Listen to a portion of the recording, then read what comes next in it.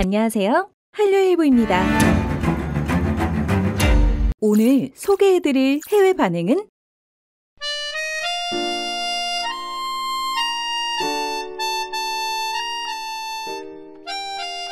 응답하라 시리즈의 세 번째 작품 응답하라 1988입니다. 1988년 서울 도봉구 쌍문동 봉황당 골목을 배경으로 5 소꿉친구들의 사랑과 우정을 그린 드라마입니다.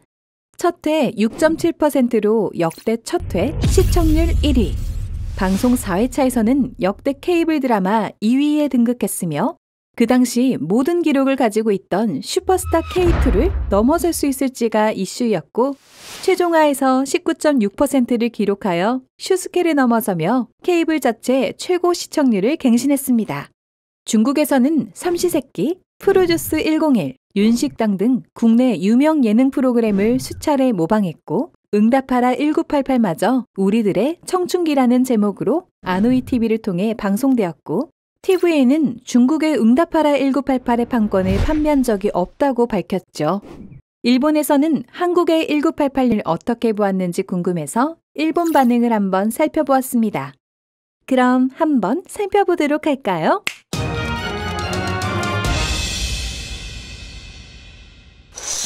(1988년) 서울 올림픽 당시의 한국.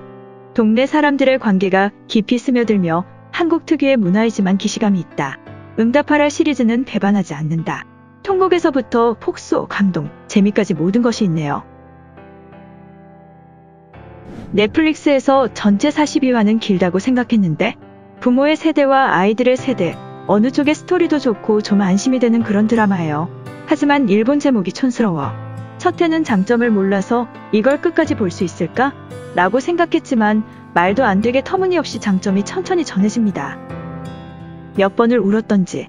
옛날 좋았던 시절 우리나라도 일본에서 말하는 덕선 아빠와 같은 변두리 사람들이 인정이 넘쳤어. 역시 어른이 되어서도 남녀 불문하고 친구가 보물이라고 생각했다. 뜻밖의 결말이었지만 덕선의 사랑 이야기도 즐거웠다. 화목한 가족 구성으로 최고. 이제 마음은 벌써 이웃이 되어버리고 기쁨과 슬픔이 공존에 빠져든다. 이렇게 재미있고 좋은 작품인데 일본 제목 사랑의 스케치 유치하지 않아? 이 일본 제목이 아니었다면 일본에서 더 유행했을 거야. 강추. 훈훈한 가족애가 넘치는 다 좋은 사람. 1화 2화는 미묘하지만 점점 재미있어진다. 사랑의 스케치라는 일본 제목은 똥. 신원호 감독 천재. 이것으로 그의 작품은 모두 보았습니다. 길지만 재밌어요. 절대 보장합니다. 마음이 따뜻해졌고 1화씨 같은 엄마가 되고 싶다는 목표도 찾았어. 신원호 감독님 사랑해. 단 일본어의 타이틀과 포스터는 진심으로 얄밉다. 무슨 사랑의 스케치야. 누군가가 그림을 그리기라도 하는 걸까? 라고 생각했지만 아무것도 나오지 않고 그냥 응답하라 1988 하면 되잖아. 서울올림픽에 열광한 서울 변두리의 이웃 이야기. 다같이 반찬을 나눠 먹고 식탁에 둘러앉으면 왠지 기분이 너무 좋아. 모든 캐릭터가 연결되어 있어 재미있고 캐릭터는 모두가 주역이 되어 있는 점이 정말 좋아. 정말로 국민 드라마라는 느낌입니다. 정말로 좋아하는 응답하라 시리즈. 특히 1988은 길지만 다들 너무 좋아하게 된다. 나는 정환을 추천해. 버스 안에서 우산을 가지고 기다려주거나 계속 덕선을 지키고 있었으니까. 리얼로 커플이 되었다는 것을 알았을 때 정말 기뻤어. 뭐 메이킹 같은 거 보면 유준열이 해리 좋아하는 거 티가 나던데. 해리가 참 덕선이 같다는 생각을 했어. 밝고 잘 웃고 예능도 재밌고 그거 정말 좋아하게 되네. 그리고 언니랑 선우도 귀여웠고 키스씬은 꽤 농후하고 두근두근했어. 부모는 자식을 사랑하고 형제애가 있어 이웃끼리 의지하며 살아가 마음이 따뜻해진다. 응답하라 시리즈를 더 많이 해주길 바란다. 오랜만에 기분 좋게 울었어. 부모의 기분도 아이들의 마음도 이해한다. 비슷한 나이 때문에 이렇게 울었던 것일까? 너무 좋았어. 골목 사람들은 다 좋은 사람들이고 태기도 정한이도 멋있고 덕선이는 너무 깜찍하고 귀엽다. 최고의 드라마였어. 메인 아이들의 이야기뿐만 아니라 부모 세대의 감정도 매우 좋았다. 마지막 대사 중에 과거로 돌아가고 싶은 생각은 없지만 젊은 시절의 부모를 다시 만나고 싶다는 메시지가 몹시 마음에 와 닿았다. 복수나 배신, 성공 스토리 등 신나는 요소가 없는 K-드라마는 처음이어서 몇 회까지는 조금 지루했지만 점점 빠져들어 며칠 만에 완주했다. 울리는 장면이 의도적으로 만들어진 것이 아니라 정성스럽게 인간이 그려져 있고 제대로 이야기로 감동시켜준다. 맏딸인 나로서는 보라와 아빠의 관계에서 번번이 울었다. 주인공들이 사는 거리의 사람들이 그리워지는 드라마. 여주인공이 최종적으로 누구와 결혼했는가가 포인트인 응답하라 시리즈 중 가장 빠진 시리즈. 어느 쪽인가 하면 NHK의 아침 드라마 같은 분위기로 자신도 이 거리에 살고 있다고 느끼게 해준다. 언제까지나 보고 있어 좋았다. 길어서 전부 보기는 힘들지만 여주인공의 해리의 연기가 너무 대단해서 인상적이었다. 등장인물들이 고집이 세서 엄마 역의 배우 3명이 너무 좋아. 무엇보다 박보검이 너무 귀여워서 이거 보면 모성 본능 폭발해버린다. 오랜만에 드라마를 봤는데 다들 너무 좋아져서 후반부는 내내 울었어요.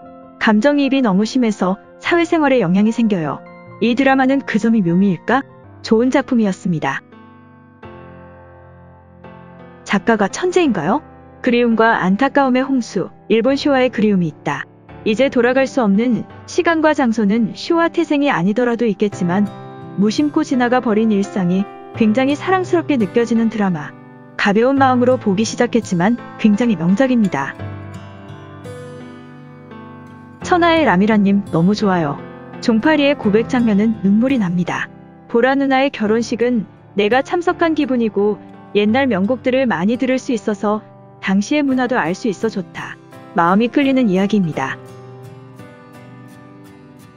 다 볼 무렵에는 누구나가 그 골목의 일원이 된 기분이고 골목의 모두가 사랑스러워서 견딜 수 없게 된다고 생각한다. 역시 응답하라 시리즈는 최고. 걸작으로 평판이 나 있어서 봤습니다. 한국의 국민성과 가치관, 서민의 삶을 알 수 있는 좋은 드라마.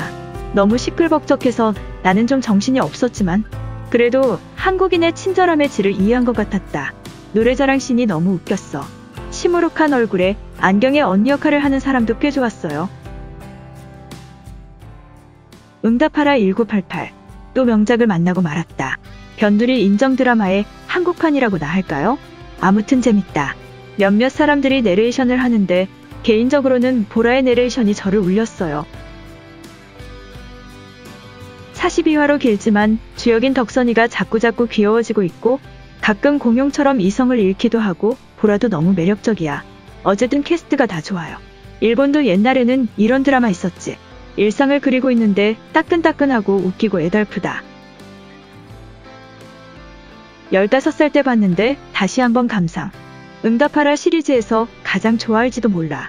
20살이 되어 홀로 서기를 눈앞에 두고 다시 보니 정말 좋았다. 15세에 보았을 때와는 월등히 가슴에 와 닿는 것이 있다.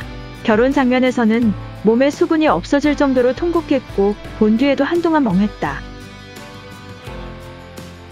만약 내가 결혼한다고 한다면 아버지에게 정직하게 감사의 말을 전할 수 있을까? 어머니 품에 뛰어들 수 있을까? 나도 그동안 키워주신 고마움을 전할 수 있도록 조금씩이라도 효도하고 싶다는 생각이 들었다. 그리고 언젠가 나도 10대 시절 그 청춘을 추억할 날이 오겠지 하는 생각을 하니 더욱 감회가 새롭다.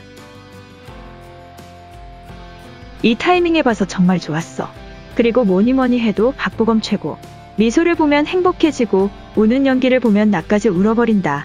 K-드라마, K-팝 덕후가 아니라서 인품도 아는 만큼 빠져드는 역이라고 해도 과언이 아니라고 생각했습니다. 시대 설정이 확실히 80년대 정도여서 입고 있는 옷이나 헤어스타일도 뭐라 말할 수는 없지만 너무 웃기는 드라마로 밥도 맛있어 보이는 드라마입니다. 아이들의 엄마 역의 사람들이 역할의 이름을 본명 그대로 쓰네요. 남이란 씨의 팬이 되었습니다. 호화 캐스트가 총출동하는 재밌는 드라마입니다. 그 시절이 그리운 건, 그 골목이 그리운 건 단지 지금보다 젊은 내가 보고 싶어서가 아니다.